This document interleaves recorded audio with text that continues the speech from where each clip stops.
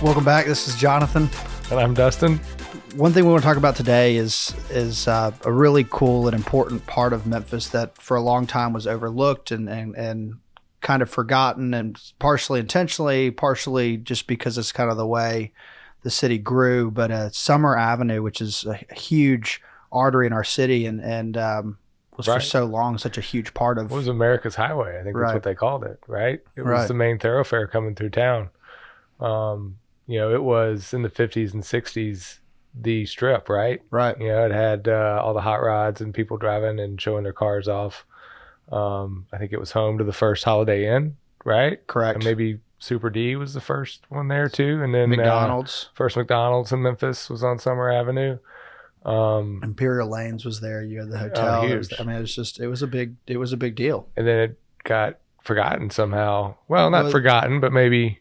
Well, they built the highway around, right? They had Sam Cooper that came in, and they had 240 that came in and literally diverted traffic around the street, which was just lined with all of your mom and pop, your grocery store. I mean, I'd love to hear the stories of my dad talk about that's where they'd go buy this and that and that. And, he remembers memories of XYZ, and then it just came to a screeching halt because it diverted traffic all the way around these merchants that had been there for so long. And that's funny you mentioned merchants. They've really been the driving force in keeping what Summer Avenue is alive, right? The Summer Avenue Merchants Association's been amazing. There's huge. Some of the most eclectic food in the city is on Summer Avenue, right? Well, they rebranded a few years ago that stretch, I think it's like 3 miles or so of Summer Avenue, as the International District, which is super cool.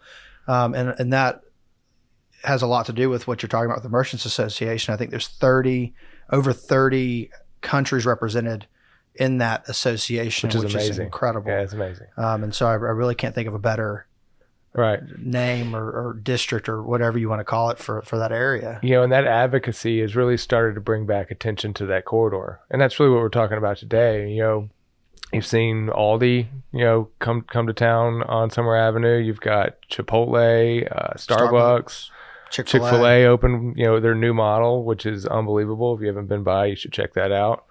And you see guys like Bill Townsend out there buying historic buildings like the Lucian Theater. Yep. And so we've got a couple of projects that are working on Summer Avenue that we can't really talk about yet, but there's a lot of attention there, and I think it's good, and it's time. Yeah, but what's been really neat about it is the organic growth, and Memphis always does such a good job of that naturally, but the organic growth, because you have Chick-fil-A, but then right down the street you also have Tacos and Ganas. That's right. Which is just an incredible, single food truck that's just morphed into this craze, which rightfully so, it's unbelievable. But you have Tacos and Ganas, you have La Guadalupana that's been there forever, you have Jerusalem Markets, you have, the list kind of goes on all the way down. You have Charlie's Meat Market. Talk about a Memphis staple. And so you have this just really beautiful, like eclectic mixture. You have some of the high-end thrifting that's in town, and you've got auto shops. It's really a great mix of uses that draw people to Summer Avenue. Right, and I think it's just in a wild. It sounds kind of wild to say, but it's just beginning. You think about the residential and the density north and south of there. You think about the amount of families and households and money that's really, just south of Summer Avenue, with starting all the way in, Binghamton to High Point Terrace to Hedgemore to Avon.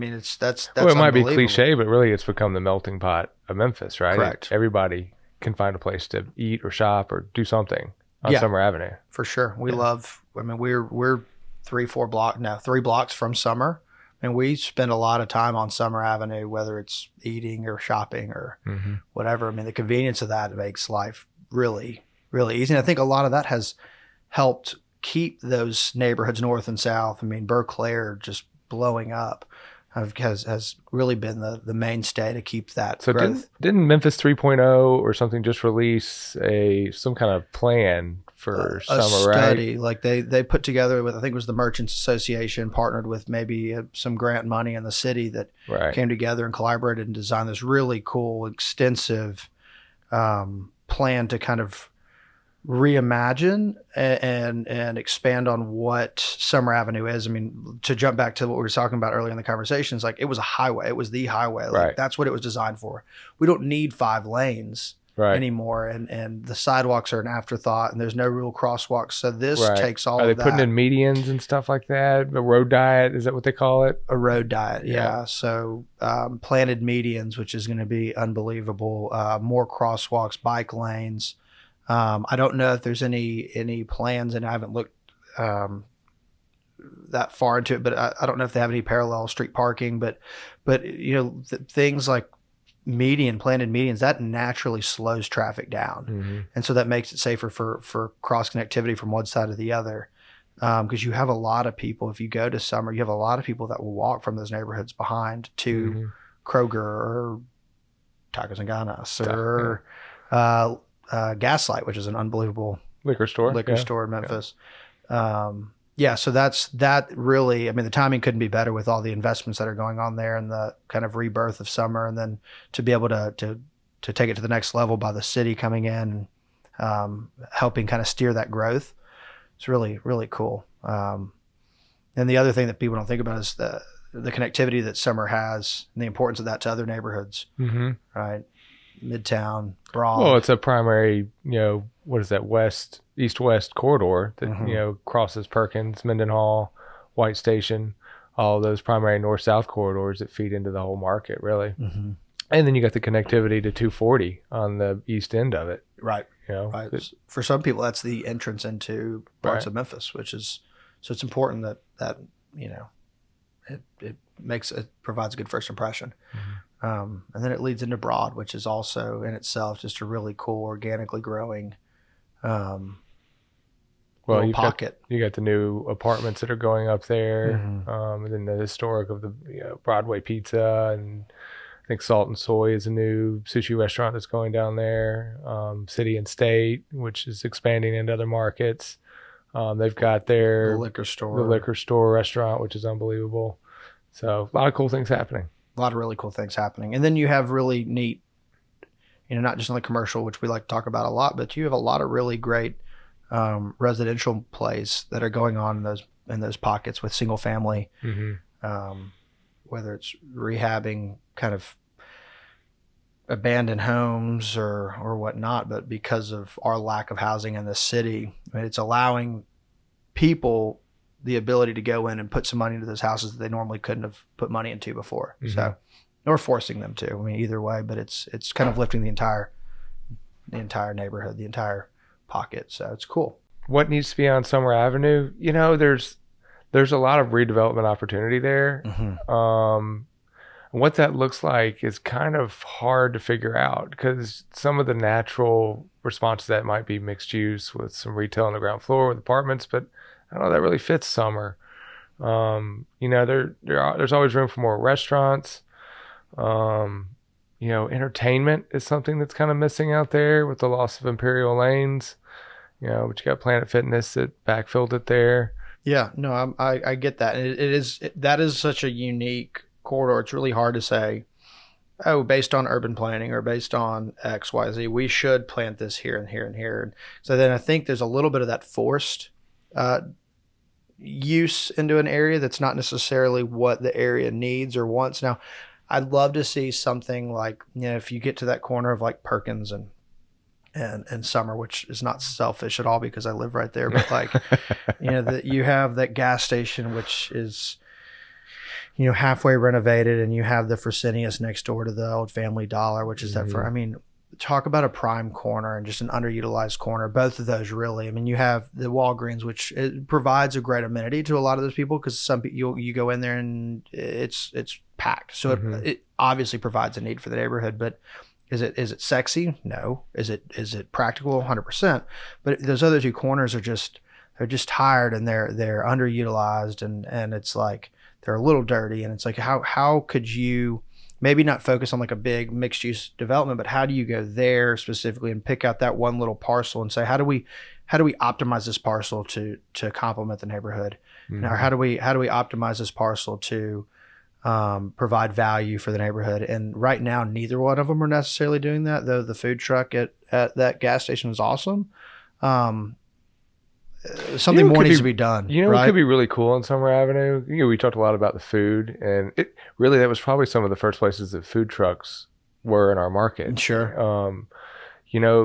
A lot of other markets in these similar type areas do food halls. Yeah. Or something that, draws people in to try different cuisine all in one place instead of having to hop around the road, right? Yeah. I don't know. No, that's super interesting. That's really cool. I mean, if Memphis would support something like that. I mean, have you been to Global Cafe at Crosstown, yes. which I know we're jumping across the entire city, but I mean, that's unbelievable. It's awesome. It's so, and if y'all, that's a plug to Global Cafe. We have nothing to do with that as a concept. It is unbelievable. Go check it out. Game changer. But yeah, I mean, something like that on a little bit larger scale, maybe implement some alcohol and like they've done there, cool little bar. It would be, that's a great idea. Let's call Fresenius tomorrow and see if they'll leave. Yeah. Yeah. Okay. Take note of that. I don't know. I'm excited to see where summer is today and where it's going. And I think that there's a lot of really exciting stuff still to come. There's a lot of meat on the bone, which is why we're paying attention to it. Yeah. And we're trying to actively get involved in ourselves. 5 or 10 years from now, people are going to look back and say, wow, look at this transformation. I wish I would have gotten involved. Yeah. A long time ago. It's really funny. Actually, you say that. I remember when I started at Boyle, I don't know. It was early on, and I cold called Marty Matthews, who's the Little Caesars franchisee and owns a ton of stuff on Summer. And I just cold called him because I wanted to meet him. And in that conversation, he was like, Jonathan, it's interesting. I'm a big believer in Summer. Summer's going to totally transform. Mark my words. And I'm sitting there like 10 years ago going, Marty, I mean, I know you're a great businessman and obviously do very well for yourself, but you're out of your mind. And he could not have been more right, and I could not have been more wrong. And I got super thrilled that I get to say that. I think he just built a new building, right? He's building one with right a drive-through now at Berclair, and I think he actually may own the Chick-fil-A site. And I think that makes sense. And he bought one of the churches. I forget which one. I mean, he is very involved in Summer, and he saw that vision long before anybody else. I think some of that may have to do with the fact that he has a store there and saw the traffic and saw the growth, and so he was kind of there. And we have other clients that saw that same thing that have other concepts. Jason Shiflett's a great example of that. So, anyway, it's cool, but I think we've come a long way. We still have a long way to go on that street, but it's super exciting to see. Looking back, some of the first signs of change on Summer to me are when Imperial Lanes closed and then was purchased, torn down, and then now you got Planet Fitness and Aldi there. I mean, that was kind of proof of concept. That was the first domino, right? Yeah, and then you've got David Gottlieb, who bought Cloverleaf, and he redid those pylon signs to kind of that iconic Cosmorama retro type feel. And he really embraced it too. So that some of those dominoes lead us to where we are today, for sure. So I think we're both really excited to see what the future holds on Summer Avenue. And I think you mentioned it earlier a little selfishly, we both live 5 minutes from there, so we're very excited to see how that transforms over the next couple years, 5 years, decade. It'll be very, very nice to see. So Absolutely. Anyway, thanks for joining us, and check us out next month. See y'all then.